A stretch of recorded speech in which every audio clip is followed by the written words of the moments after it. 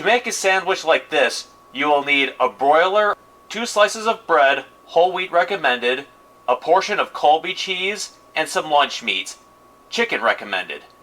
And you can either use pickled jalapeños or jalapeno sauce.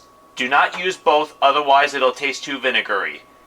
And if neither one of these has garlic, then you either use a clove of garlic or 1/8 of a teaspoon of garlic powder. And you will need some leafy greens, as much as you want. First, preheat your broiler.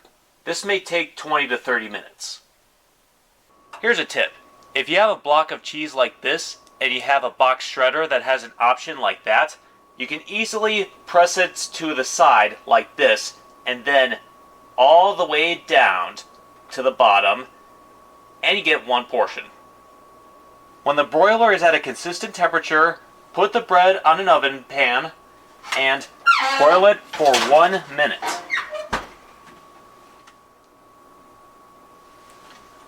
Take them out of the broiler and flip them over. Add your lunch meat to one slice and then add your cheese to the other one.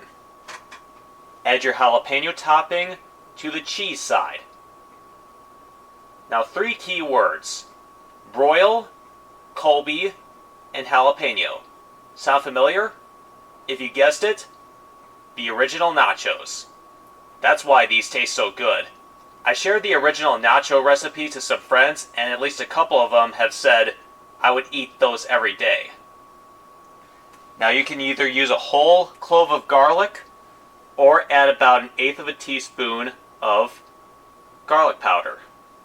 Most pickled jalapeno recipes call for garlic.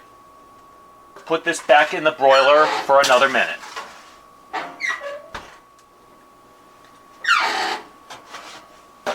See? Nice and melted. Then you add your leafy greens to the lunch meat side. And flip over.